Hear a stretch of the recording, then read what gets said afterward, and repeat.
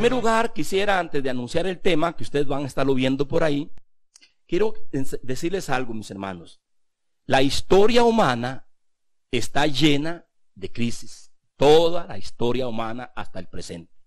Y de hecho, la historia humana, hablando desde el punto de vista del comportamiento humano, cerrará también con tragedia. O sea, la historia humana empezó con tragedia y cerrará con crisis, con tragedia, con cataclismos. Y así está la historia establecida. Una de las más grandes tragedias, que fue lo que desató todo lo que estamos viviendo a través de la historia humana, incluyendo lo de hoy, fue aquel día trágico, cuando nuestros primeros padres tomaron la decisión de rebelarse contra Dios, de desobedecer los mandatos de Él, y actuaron de forma incorrecta. Tomaron del fruto que no debían de tomar ni comer, y a partir de ahí se nos enseña primero que las mujeres iban a experimentar terribles dolores a la hora de dar a luz sus hijos, incluso hasta la muerte en el alumbramiento. Iban a ser violentadas por el hombre. El hombre iba a experimentar terribles momentos de dificultad a la hora de producir la tierra. Se iba a cansar, iba a sudar, iba a agobiarse. Y aparte de eso también, él iba a violentarse contra aquella que Dios le había dado como su compañera. Y además de eso, la tierra iba a caer bajo maldición y a empezar a producir cardos y espinos. Esa frase aparece en muchas partes del Antiguo y el Nuevo Testamento. Así es que es una historia de debilidad, de sufrimiento, de maldad, de corrupción, de vejez y de muerte, la historia humana. A partir de ahí, los ciclos se activan y periódicamente se intensifican o se mantienen en nivel bajo, a nivel mundial, a nivel regional o a nivel local, a nivel personal o a nivel familiar. Eso siempre va a estar en la balanza, continuamente. Se han dado crisis de orden global. Por ejemplo, el diluvio fue una de las más grandes catástrofes mundiales que el hombre ha experimentado. Y es curioso, solo una familia se salvó. Y mire, qué interesante. En esa oportunidad fueron los animalitos que fueron guardados en cuarentena, porque una pareja de cada animal fue la que Noé tenía que guardar. Una familia y una pareja de cada animal en cuarentena, mientras que toda la humanidad fue arrasada por causa de su maldad y de su rebelión. Así es que las crisis también se han dado a nivel regional, ¿verdad? Como hambrunas. Se nos habla del tiempo de Abraham y en el tiempo del apóstol Pablo. Hambrunas en áreas regionales, no mundiales, pero regionales. También se nos narra de pestes y de plagas muy localizadas, como en el caso de Egipto, que era la cabeza del imperio faraónico. Quedó devastada, la capital del imperio de Faraón. Egipto quedó devastada por causa de las plagas que en el tiempo de Moisés fueron desatadas sobre esa nación. ¿Ve? Fue muy regional. Y también en mayor escala, a partir de la historia de Israel, cuando ya se asienta en su tierra Palestina, en la tierra prometida, se nos narra continuamente las crisis que el pueblo de Israel, establecido como nación, sufría con frecuencia.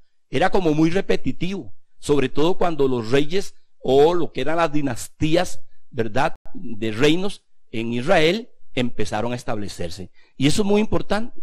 Eran crisis por causa de su maldad, crisis por causa de invasiones, crisis por causa de daños en la naturaleza y crisis por causa de la guerra.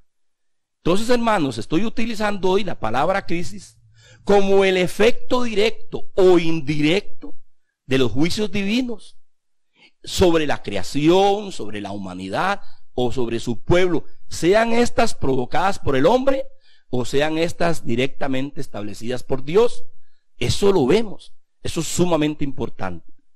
Durante la época de Israel como nación, en segundo lugar, en estos eventos, los profetas era un tipo de hombres especiales asignados y llamados por Dios, a quienes se les designó como los voceros de Dios, que advertían y anunciaban y explicaban la llegada de las crisis.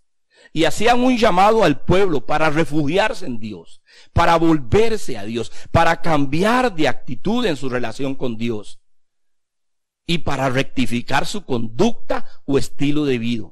La mayoría de las veces la búsqueda de Dios no fue colectiva. Es algo interesante cuando vemos la historia de Israel, porque Israel se presenta como un prototipo de las conductas de las demás naciones hasta el tiempo presente.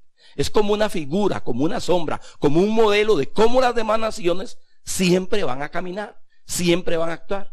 Y entonces los profetas eran levantados por Dios para hacer un llamado a la nación de regresar al Señor, de refugiarse en Dios, pero nunca, la mayoría de las veces, nunca la búsqueda de Dios, el retornar a Dios, fue de forma colectiva, de forma masiva, comunitaria, sino más bien fue de forma individual o por medio de pequeños grupos de personas.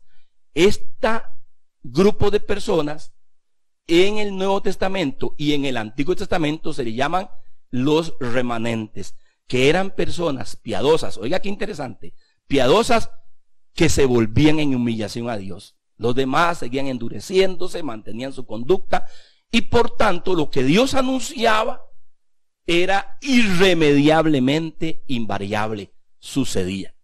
En esta oportunidad yo quiero conversar con ustedes y compartir con ustedes, si tengan su Biblia ahí abierta, en los años 800 por ahí, entre el 750, 800, poquito más del año 800, porque Dios con muchos años de anticipación, Él empezaba a anunciar, a advertir al pueblo de las consecuencias que iban a venir si no rectificaban sus estilos de vida. A todos, desde los gobernantes, líderes espirituales, hasta el más sencillo de la comunidad del pueblo.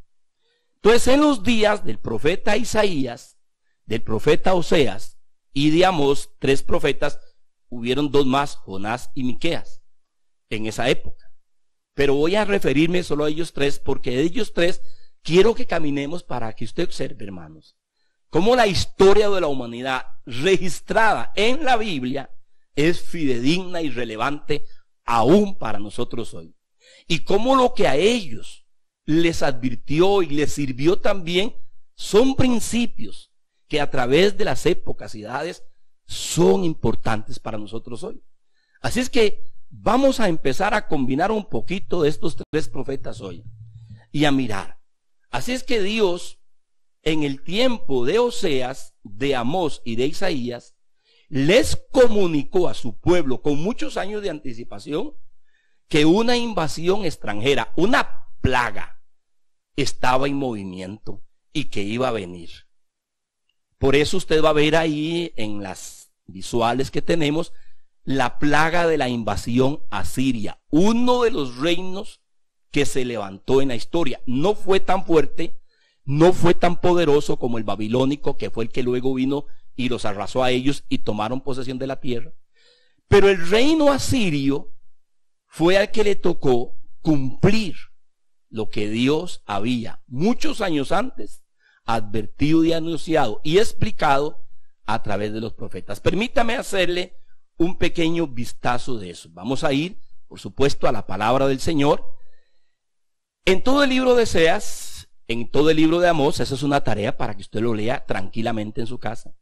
Y en 4 capítulos específicos del profeta Isaías, capítulo 7, capítulo 8, capítulo 9 y capítulo 10, 4 capítulos. En Isaías, previamente el Señor le mencionó a Isaías cómo un imperio se estaba levantando, cómo un imperio estaba tomando fuerza. Ni se imaginaban ellos, ni los mismos egipcios se imaginaban que el imperio asirio iba a tomar tanta fuerza, tanto poder. El imperio asirio gobernó todo lo que es hoy Turquía, todo lo que es hoy Medio Oriente, Egipto, hasta lo que es hoy Irán. Todos esos países los gobernó el imperio asirio. Fue muy localizado en esa región. Y es interesante lo que dice Isaías. Vaya conmigo, por favor, al capítulo 7, verso 17 al 19 de Isaías, capítulo 7, verso 17 al 19. Y luego Amós, capítulo 3, verso 11. Amós, capítulo 3, verso 11. Voy a hacer una lectura corrida, junté los dos pasajes, porque ellos van a anunciar a su pueblo con anticipación la plaga que estaba ya en el futuro viniendo hacia ellos. Dice así, verso 17 de Isaías capítulo 7. Y luego Amós capítulo 3, verso 11. Jehová hará venir sobre ti, sobre tu pueblo y sobre la casa de tu padre, días cuales nunca vinieron desde el día que Efraín se apartó de Judá. Aquí está hablando del reino dividido de Israel, que se dividió en la tribus del norte y las tribus del sur. La tribu del sur era solamente Judá, ¿verdad? Y las tribus del norte eran 10 tribus. Se dividió el reino. Entonces está hablando que nunca vinieron desde el día que Efraín se apartó de Judá. Esto es al rey de Asiria. Ya ahí menciona el nombre. Lo haré venir, dice, al rey de Asiria. Y acontecerá que aquel día silbará Jehová a la mosca que está en el fin de los ríos de Egipto. Está usando figuras alegóricas, ¿verdad? Esto es muy interesante. Eran formas poéticas de expresar el juicio divino. A fin, dice, en el fin de los ríos de Egipto. Y a la abeja que está en la tierra de Asiria. Y vendrán y acamparán todos en los valles desiertos y en las cavernas de las piedras y en todos los zarzales y en todas las matas. O sea, era una invasión que nada iba a quedar donde el pie de este ejército no iba a colocarse con sus armas y con todo su equipo militar y armamento de ataque. Verso 11 del capítulo 3 de Amós. Por tanto, Jehová el Señor ha dicho así: un enemigo vendrá por todos lados de la tierra y derribará tu fortaleza y tus palacios serán saqueados. Note qué interesante. Cuando ellos hacen esta advertencia era para que el pueblo cambiara de actitud. Era porque el pueblo iba en libre caída, sin freno alguno, por el estilo de vida que estaban teniendo. Ahora, note bien. En el contexto donde los profetas están hablando esto, reinaba una tremenda prosperidad. Los reyes de Israel habían alcanzado gran prosperidad económica, material, militar, política, social, comunitaria, cultural. O sea, Israel estaba en buena condición económica, financiera, cultural y política. Pero su vida moral era un desastre. Note cómo se relaciona aquella vida con nosotros hoy. Esto es muy importante. En cuarto lugar, el profeta Oseas, vamos a ir al profeta Oseas. Cuando mira eso, el profeta Oseas, Dios le muestra a él lo siguiente. Oseas capítulo 11, versos 5 y 6. Y capítulo 13, versos 15 y 16. Estoy haciendo un pequeño resumen. El profeta Oseas vislumbra una gran pérdida de vidas, o sea, una mortandad por la invasión de esta plaga asiria, de estos ejércitos violentos y malos y sin compasión. Note cómo lo describe. Versículos 5 al 6 del capítulo 11 y capítulo 13, verso 15 al 16. Los uní los dos pasajes. El asirio mismo será su rey. Note qué cosa más triste. Dios le había dado reyes a ellos de su pueblo, pero por causa de su conducta Dios dijo: el asirio mismo será su rey. Caerá espada sobre sus ciudades y consumirá sus aldeas, las consumirá. Capítulo 13 dice: Samaria será asolada, porque se rebeló contra su Dios. Oiga lo que sigue: caerán a espada, sus niños serán estrellados y sus mujeres encintas serán abiertas. O sea, está hablando de que una época que iba a venir a través de la invasión asiria iba a ser una masacre. Mis hermanos, ¿qué diferencia hay entre los días antiguos donde se producían grandes mortandades por causa de invasiones no compasivas, violentas, de grandes ejércitos, con lo que hoy vivimos? Hoy vivimos igual una mortandad Y lo mismo sucedió hace 2700 años atrás. Porque todo lo que estamos leyendo aquí tuvo su cumplimiento en el año 722. Bueno, realmente fue a partir del año 701 que empezó la incursión de Asiria a través de Sennacherib a entrar, a ir viendo cómo cercenaba. Pero en el 722 fue cuando aquello fue un desastre para las tribus del norte, para el Israel del norte. Llamado Israel, ese fue el primero en siendo llevado cautivo. La primera cosa que dice es, una gran mortandad iba a traer esa plaga. Interesante, ¿verdad? Con lo que vivimos hoy nosotros. Otro aspecto interesante que nos enseña el libro de Isaías es que esta invasión iba a provocar tal carestía que las condiciones productivas y económicas se reducirían a tal extremo que el humilde campesino apenas podría sobrevivir con unos cuantos animalitos. Note lo que dice Isaías, capítulo 7, versos 21 al 22. Isaías 7, 21 al 22.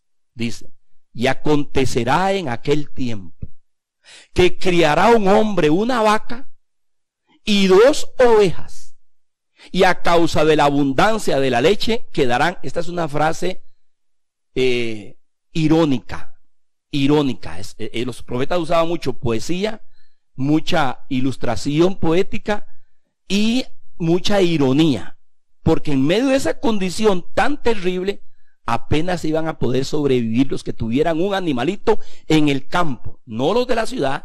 En el campo iban a estar más seguros. Y dice así, ciertamente mantequilla y miel comerá el que quede en medio de la tierra. ¿De qué está hablando aquí el profeta Isaías? Que las condiciones que se iban a dar por causa de esta invasión iban a quedar tan, pero tan severamente maltratados, que la condición productiva y la condición económica se iban a extremar al punto de que apenas iban a poder sobrevivir. Este pasaje, el verso 21 al 22, en segundo lugar, está hablando de sobrevivencia. Número 1, inmensa pérdida de vidas. Número 2, sobrevivencia. Y este aspecto ya lo estamos viviendo en estos días. Solo en Estados Unidos, mientras que yo estoy predicando aquí, hay 22 millones de desocupados. 22 millones de desocupados. En nuestro país, la tasa se está acelerando a más, creo que de medio millón, 1 millón, no sé. Estamos extendiendo en este momento. Porque en este momento la prioridad es la salud. Y algunos están tratando de paliar lo económico, pero lo económico todavía es lo que va a venir en las semanas futuras. Note qué interesante es, qué relevante es la palabra. Y cómo la palabra no nos agarra descuidados si estamos atentos a ella. Tercer lugar, vamos a ver otro aspecto.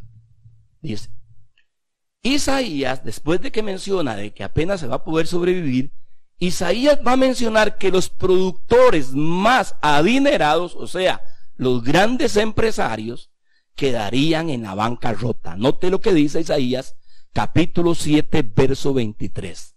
Isaías capítulo 7, verso 23 dice, acontecerá también en aquel tiempo que el lugar donde había 1000 vides, note esto, o sea, está hablando de uno de los productos que más se da en Medio Oriente, hasta aún el día de hoy. Eran las vides, el producto, el jugo de la vid, con el que se hacía y producía el vino, el mosto. Era un producto importante para ellos, como también el trigo y como también la cebada y otros. Si las vides iban a ser arrasadas, cuando usted lee los pasajes de Isaías, no iba a quedar, dice, donde poder arar. No había, porque todo fue invadido. Y dice, el lugar donde había 1000 vides que valían 1000 ciclos de plata, o sea, estamos hablando de dinero, estamos hablando de economía rebosante, estamos hablando de producción que trae beneficio a todos. Dice, donde había 1000 vides que valían 1000 ciclos de plata, oiga cómo iba a quedar eso, será para espinos y cardos. ¿Vio esa palabra? Esa palabra siempre la usan los profetas para describir la miseria, la ruina y la maldición en que queda una tierra cuando el hombre no actúa bien. Y vienen las plagas. Hoy estamos lidiando con una plaga de índole de salud. Como quiera que sea propuesto, de donde haya salido. Es mundial y ya tenemos cientos de miles muertos y cientos de millones. Recuerden que ya estamos con millones en todo el mundo contagiados. Y las potencias mundiales están impotentes y de rodillas. Y algunos continúan con su soberbia, como ahorita lo vamos a ver. No nos vamos a adelantar. Otro aspecto importante que dice el profeta Isaías y luego lo clarifica el profeta Oseas, estoy uniendo los pasajes de los dos profetas, es que las reservas financieras iban a ser saqueadas. Usted sabe que es una reserva financiera.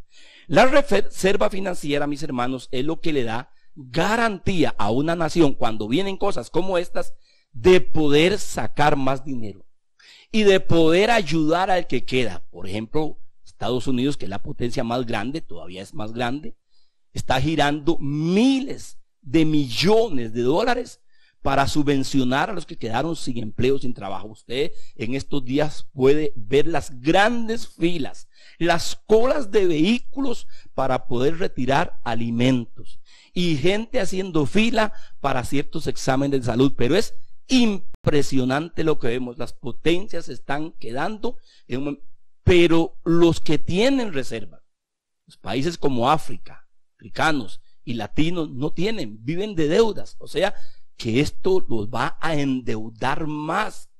Y mire lo que dice la palabra de Dios en Isaías 8:4, Oseas 3:15 al 16, porque nada de lo que sucede en la tierra, en la antigüedad, como en la etapa moderna que vivimos, lo agarra por sorpresa a Dios, porque es Dios quien está en el asunto. Note lo que dice: será quitada la riqueza de Damasco, que es la principal ciudad de Samaria y cabeza de la capital del imperio de Israel, y los despojos de Samaria delante del rey de Asiria. O sea, la riqueza, las reservas con las que ellos podían sustentar su economía y sus finanzas iban a ser despojadas. Dice Oseas capítulo 13, versículo 15 y 16: se secará su manantial, se agotará su fuente, él saqueará el tesoro de todas sus preciosas alhajas, Samaria será asolada. ¿De qué está hablando aquí? Lo que hoy llamamos, en términos modernos de los que manejan la economía de una nación, las reservas financieras. O sea que Israel quedó peor que como está hoy Venezuela, un país que tiene las más ricas reservas en petróleo y en oro, tiene a su gente sin gasolina y sin abundancia de alimentos. Esto es una ironía. No es nuevo, hermanos míos. Estos días, cuando nos acercamos bien a la palabra nos enseña y nos da respuestas, porque yo solamente estoy dándoles primero una pequeña vislumbre, una panorámica de que la plaga de la invasión de Asiria en la antigüedad tiene un marco muy paralelo a lo que por años se ha vivido la humanidad y lo estamos viviendo hoy. Pero no, nos vamos a quedar ahí. Note qué interesante. El profeta no solamente se queda ahí. El profeta Isaías no solo habla de las condiciones económicas, las pérdidas de vidas, la situación terrible que se va a vivir en la parte productiva, en sus reservas. Note algo interesante. El profeta Isaías describe a un liderazgo espiritual y político decadente. Una terrible decadencia en aquellos que tenían que ser modelos, tanto en la parte económica, política, organizativa, gubernamental, como también en la parte espiritual. El liderazgo espiritual era un desastre. Note cómo lo dice Isaías, capítulo 9, verso 14 al 16. 9, 14 al 16. Jehová cortará de Israel cabeza y cola, rama y caña en un mismo día. El anciano y venerable de rostro es la cabeza. El profeta que enseña mentira es la cola.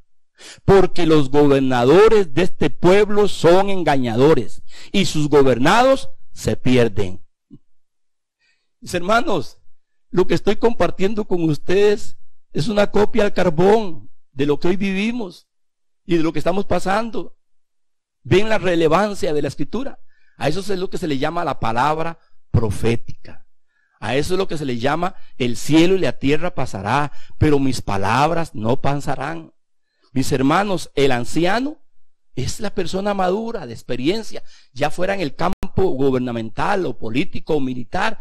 Dice que fue una vergüenza. Ahí le llaman cabeza. ¿Y qué iba a hacer con las cabezas? Las va a cortar. Esa palabra cortar es humillar, avergonzar, dejar en oprobio. ¿Y quién dice que es la cola? El profeta, porque se dedicó a enseñar mentiras. Usted debe tener cuidado en estos días de cuánta mensaje y cuánta palabra, entre comillas, profética, falsa, emocionalista, le están trayendo a usted. Y quiero decirle algo, algunos están acongojados por su economía. Y esa presión los mueve y les altera su estado emocional y mental para empezar a declarar que va a haber un milagro de Dios rápido, instantáneo. ¿Sabe por qué? No porque Dios está hablando. Es porque ellos están acongojados en su economía y quieren que Dios les salve la tanda. Y así no va a pasar. Esto se va a acabar cuando Dios diga que se acabe.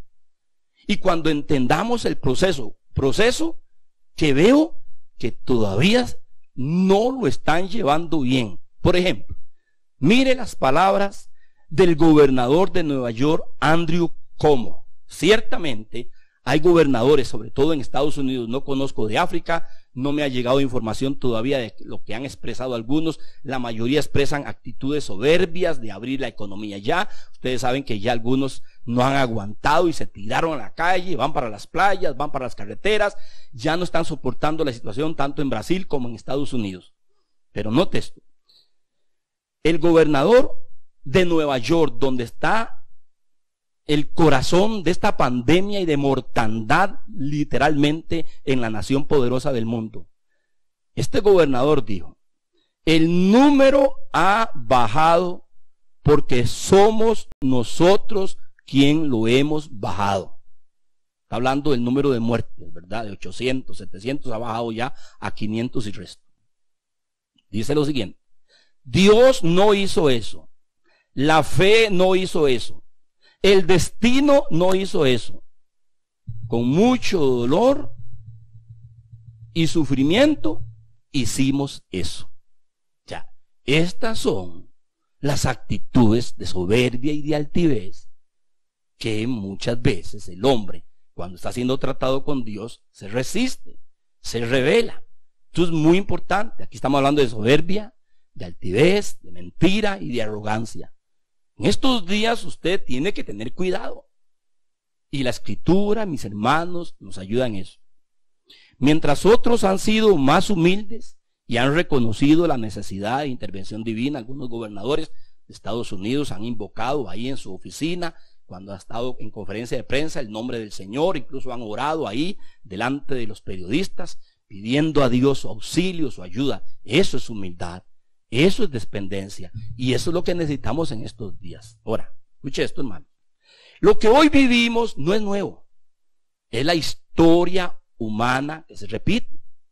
Es nuevo para nosotros en nuestra generación que estamos viviendo, pero la historia está llena, como les decía al principio, de estos eventos, y usted lo puede ir a constatar en cualquier enciclopedia mundial. Los ciclos se repiten, aunque las circunstancias y las causas cambian, pero los efectos y la naturaleza humana es la misma. Siempre habrán crisis y el comportamiento humano siempre es el mismo. Hoy, al igual que ellos, estamos ante una mortandad, ante una emergencia de salud y ante una catástrofe financiera y ante una producción y economía decadente que va a ser difícil. Se va a pasar, sí, pero muy difícil, y esto va a producir una gran cantidad de pérdidas de vida, no solo de vidas físicas humanas, sino de vidas en sus corazones, porque se quiebran. La gente y las familias se quiebran. La gente se va a volver contra Dios en lugar de regresarse a Él en humillación. Esto es importante.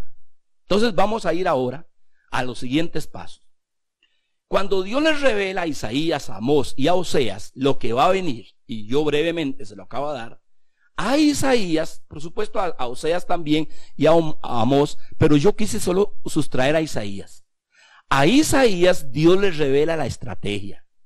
¿Qué es lo que se debe de hacer en estos días donde las plagas van a venir? Y hermano mío, esta no es ni la última ni la primera tragedia de la sociedad del siglo XXI. Esto va a caminar como un cuello de botella. Conforme avancemos más hacia el final de la presente época, del presente siglo, más situaciones mundiales se van a empezar a dar, porque la soberbia humana está llegando al colmo. Creemos que entre más tecnología, entre más libros, entre más vehículos modernos, entre mejores carreteras, entre mejor infraestructura, entre más tecnología, internet y toda esta cosa, somos gente especial, que como ya fuimos a la luna, nos creemos dioses. En estos días nadie puede hablar así. Estamos de rodillas. Las grandes potencias, China fue la primera, un poquito, ya salió. Alemania, Italia, España, el Reino Unido, Inglaterra y Estados Unidos. Son las grandes potencias que están sufriendo esto. Y por supuesto Latinoamérica es parte de sus tragedias continuas. Y África también. Tenemos que tener claro qué está pasando. Isaías entonces recibe de parte del Señor una estrategia. Y vamos a ir al capítulo 8, verso 11 al 14. Hay 9 cosas que el Señor le enseñó a Isaías, o a través de Isaías, al pueblo, a los gobernantes, a la nación, qué debían de hacer. Y esto es igual para nosotros hoy. Y Dios le da la estrategia a Isaías. Isaías capítulo 8, verso del 11 al 14 en primer lugar. Dice: porque Jehová me dijo de esta manera, con mano fuerte, y me enseñó que no camine por el camino de este pueblo, diciendo: no llamen conspiración a todas las cosas que este pueblo llama conspiración, ni teman lo que ellos temen, ni tengan miedo. A Jehová de los ejércitos, o sea, al Señor, a Dios, a Él santificad. Sea Él vuestro temor y sea Él vuestro miedo. Entonces Él será por santuario. Esta última frase que lee la vamos a dejar de último, pero vamos a empezar aquí. ¿Qué nos está enseñando Isaías? A ellos como a nosotros hoy. Número 1, primera parte de la estrategia: no camine por donde camina el resto de la gente. Mis hermanos, hay que estar informado, claro que sí, de lo que está pasando y sucediendo, pero la información más fidedigna que usted tiene que tener estos días es la palabra de Dios, el señorío de Cristo y la vida dependiente de Él. Infórmese, pero la mayor información es del Señor. ¿Para qué? Para que usted no camine, número 1, por donde camina el resto del pueblo. Número 2, voy rápido con las soluciones. Número 2, no ponga el énfasis, o sea, en sus diálogos, en el hablado, lo que compartimos. No ponga el énfasis donde otros lo están poniendo. Su énfasis tiene que estar en la misericordia de Dios. Su énfasis tiene que estar en la gracia de Dios. Su énfasis tiene que estar en la dependencia del Señor. Su énfasis debe estar en las promesas de Dios, si usted es un temeroso de Dios. Si usted depende de Dios, una hija, un hijo, un creyente firme en Dios. Segundo paso, no ponga el énfasis donde otros lo están. No llame lo que otros están llamando. Tenga cuidado que oye. Hay mucha falsa noticia, hay mucha falsa información, hay todo un tipo de bagaje informativo hoy a través de las redes y de todos los medios tecnológicos que usted tiene que tener cuidado qué recibe y qué escucha. Número 3, note lo que sigue. No tenga miedo como los demás. Esta palabra tener dice no tengáis temor, dice ahí en Isaías. Es no se domine, no se deje gobernar, no se deje dominar por el miedo. Ese miedo usted lo tiene que dirigir hacia alguien, no hacia algo, hacia alguien. Noten número 4, sea el Señor su temor y su miedo. Mire, hermanos, Jesús dijo lo siguiente: no temáis a los que matan el cuerpo. Para ellos eran los invasores, los ejércitos paganos que llegaban a masacrarlos. Para nosotros es esta pandemia. Y dice el Señor, no tengáis temor de los que matan el cuerpo, pero el alma no la pueden destruir. Teman a aquel que puede destruir el cuerpo y el alma en el infierno. Jesús lo dijo. Estos son días para que Dios sea, si va a tener temor, tenga temor de Dios. Y si va a tener miedo, tenga temor de Dios, miedo de Dios. Eso dice Isaías. No de hombres, no de pandemias, no de circunstancias. Aquí es donde se equilibra, donde se pesa el talante espiritual de alguien. ¿En quién está poniendo usted su temor? ¿En quién está poniendo usted su miedo? Mis amados, si un hijo de Dios muere contagiado en estos días, va directo a la presencia de Dios. Y de hecho, muchos hijos de Dios, niños de cristianos, abuelas cristianas, padres cristianos, están partiendo al hogar celestial por causa de esta epidemia. Así es. Pero también muchos, por causa de la epidemia, están viniendo porque están recibiendo el mensaje, viniendo al conocimiento del Señor. Y muchos están siendo contagiados y están yendo a los centros de salud o médicos, hospitales, para dar las buenas nuevas, porque hay gente que tiene claridad de quiénes son aún contagiados. Hermanos míos, en estos días, ¿quién es su temor? ¿Quién es su miedo? Jesús lo dijo y lo dice Isaías, sea el Señor su temor. Y luego dice una frase, sea Él vuestro temor y Él sea vuestro miedo. Y dice, a Jehová de los ejércitos, a Él santifiquen. ¿Se acuerda el Padre nuestro? Santificado sea tu nombre. ¿Sabe qué significa la palabra santificar? Tanto en el Padre nuestro como en el lenguaje de Isaías. Santificar es honrarlo a Él, exaltarlo, levantarlo, ponerlo por encima de todo. Usted engrandece, usted santifica, usted honra, usted glorifica cuando usted invoca el nombre de Dios Padre y de su Hijo Jesucristo, colocándose bajo su confianza, bajo su resguardo, bajo su refugio. 5 pasos en el primer pasaje que leímos. Nos faltan 4 más. Y estos 4 más están en el capítulo 8, versos 16 al 20. Vaya conmigo a Isaías capítulo 8, versos 16 al 20. Note bien. Describimos todo lo que iba a venir a través de esa plaga del ejército asirio.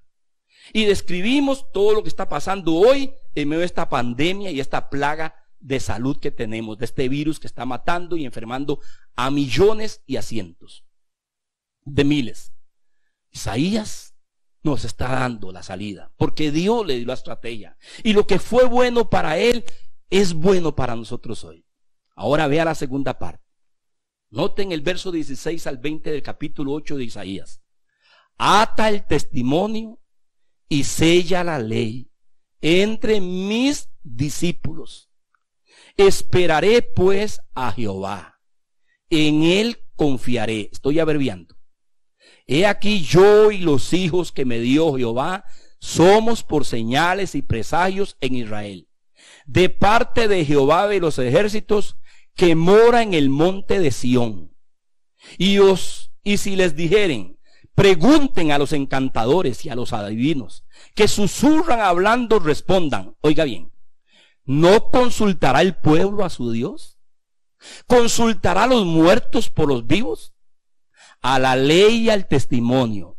Si no dijeren conforme a esto, es porque no les ha amanecido. Número 1, no camine por donde camina el resto. Número 2, no ponga el énfasis donde los otros lo están poniendo. Número 3, no se deje gobernar por el temor, el miedo en estos días. Número 4, sea el Señor su miedo y su temor. Y número 5, santifique al Señor, glorifíquelo, hónrelo, levántelo, exáltelo a Él. Número 6, en este pasaje nos da la otra táctica. Número 6, enfatice, adhiérase y sométase a la palabra de Dios, a la verdad del Señor. Note lo que dice: ata el testimonio, sella la ley entre mis discípulos. Ata el testimonio. Si algo tiene que atarse estos días es atarse a la palabra, atarse a la verdad de Dios. Dice, y sella la ley, que sea un sello en su corazón la palabra de Dios. ¿Por qué? Porque en el verso 20 dice, a la ley y al testimonio. Si no disten conforme a esto, es porque no les ha amanecido. Miren, hermanos, la gente en estos días está echando mano de cualquier cosa que les dé seguridad, que les dé paz. que les dé tranquilidad de su incertidumbre y de su miedo. Santos, vírgenes, macumba, superstición, hechicería. Así le estaba pasando al pueblo de Israel. Cuando oyeron lo que iba a venir, dice que se fueron a preguntarle a los adivinos, a los encantadores y hasta aún a los muertos, o sea, la necromancia, para poder tener respuesta. Mano mío, así no funcionamos. Eso nos hunde más. Y sé que en mucho de nuestro continente, sobre todo Latinoamérica, están consultando, tanto en el Caribe como aquí, en Latinoamérica, el montón de brujos haciendo fiesta, el montón de encantadores, de adivinos, de hechiceros, y gente usando cualquier escapulario o amuleto religioso para que los proteja, o algún tipo de fuego sagrado, o algún tipo de copa sagrada, o algún tipo de ritual o ceremonial especial, o aceite especial para aquellos que están falleciendo.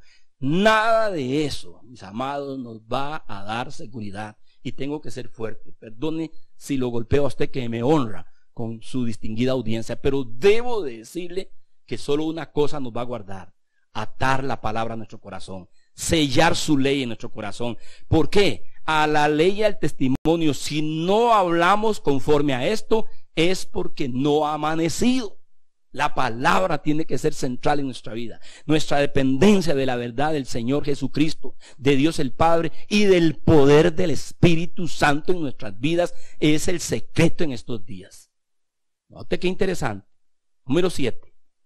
Espere y confíe en el Señor. ¿Vio lo que dice ahí? Dice: esperaré pues al Señor y en Él confiaré. Hermanos míos, es tiempo para esperar en Dios, para confiar en el Señor. Yo entiendo que desde el año 2000, finales de los 90, nos enseñaron una cantidad de mañas a atar y a desatar, y estos últimos días empezaron a involucrar un nuevo término, a decretar. Quite todo eso, hermano, de sus labios. Eso no funciona. Son días para pasar en la verdad. Son días para atar la verdad en nuestro corazón. Son días para esperar en el Señor, para confiar en Él. Y número 8. 6, 7, número 8. Note la octava acción. Dice que Isaías fue levantado juntamente con sus hijos y su esposa, que era también profetisa. Se lo puede ver usted en el capítulo 8, 7, 9 y 10 de Isaías. Como una señal y como un prodigio para Israel. ¿Qué tipo de señal y de prodigio iba a ser Isaías y sus hijos y su esposa?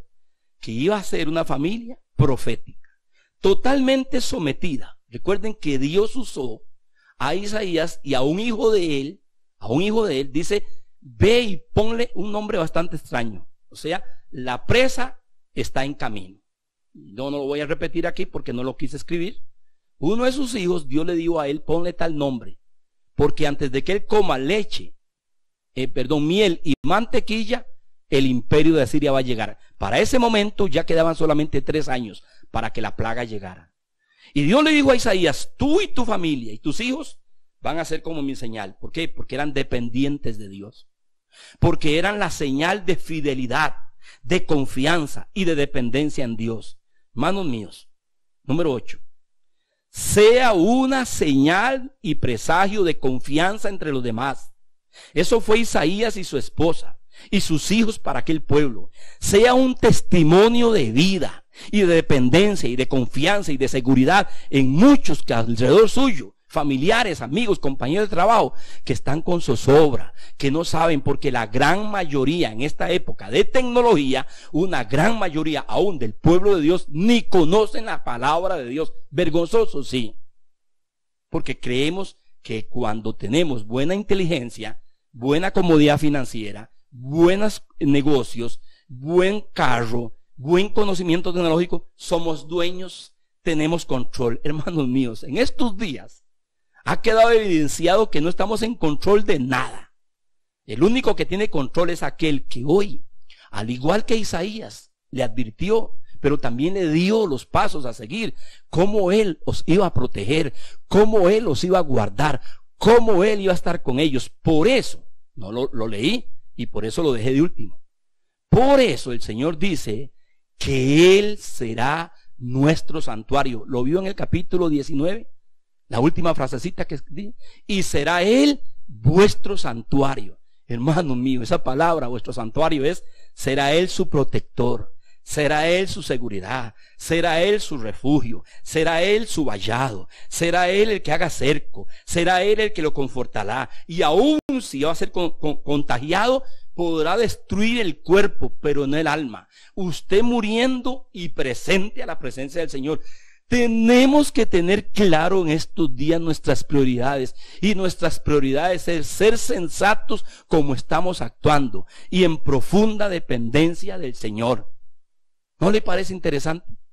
De forma breve en esta mañana he querido trazarles a ustedes cómo Dios se manifestó en su pueblo, cómo Dios le advirtió y le anunció a través de los profetas, y cómo Él clarificó bien en cada una de las áreas. ¿No le parece a usted interesante? Que de la manera en las áreas que ellos fueron también afectados, cientos de siglos después, 2700 años, estamos hoy 2800 años hablando nosotros de lo mismo. Y estamos bajo los mismos desafíos económicos, productivos y de salud. Y hay congojas, y hay desasosiegos, y el número sigue creciendo en estos días hasta que Dios diga se acaba. Qué duro, pastor. Sí, yo no estoy aquí, mi amado, para engañarlo. Ya Isaías dijo que los profetas mentirosos iban a ser cortados y que ellos eran los que iban a ser humillados. Cuando usted lee a Isaías y a Jeremías, porque a Isaías le tocó la primera invasión, la de Asiria, y luego también la segunda, la de los babilonios, y Jeremías le tocó, se levantó una cantidad de gobernantes falsos y profetas falsos que más bien los llenaban de falsas esperanzas. Yo no estoy aquí para darle a usted falsas esperanzas. Yo estoy aquí para animarlo a una esperanza viva, a refugiarse en Jesucristo. Si Jesús no es el Señor de su vida, ábrele su corazón esta mañana, ríndase a Él. Si usted no ha estado caminando correctamente, busque a Él. Y mi hermano, cuidado de aferrarse en estos días a algo. Entre más se aferre, más pronto va a caer. Suelte y aférrese al Señor y ríndase a Él. Confíe en Él, que Él le dijo a Isaías que seremos señales y presagios para este pueblo que hoy necesita ver rostros de confianza, gente firme, gente de fe, ubicada, equilibrada y no igual que ellos. Note estos 8 pasos que nos dio Isaías, y el 9 dice: será el Señor. Si hacemos eso, el Señor será nuestro refugio y yo seré por santuario a vosotros. Hermanos, sucedió en el año 722 la caída total del imperio del norte, del reino del norte llamado Israel. Llegaron los ejércitos y aquello fue algo terrible, y los llevaron cautivos. Esa fue la primera incursión de los asirios. La segunda fue años después, a manos de los babilonios, y fue terrible. Mis amados, hoy he querido venir a ustedes, no para infundirles temor, para que al igual que lo hicieron los profetas, es mi deber advertirle a usted, anunciarlo a usted. La palabra es relevante y no estamos viviendo nada nuevo para nosotros, pero ocupamos conocer la palabra y volvernos a esa palabra y decir: Señor, aquí están nuestras vidas, aquí está mi familia, mi vida, mi matrimonio, mi negocio, mi casita, aquí estoy yo. No corra donde otros están corriendo, ni haga lo que otros están haciendo. Que sea el Señor su sabiduría, su luz en estos días, si así usted lo decide.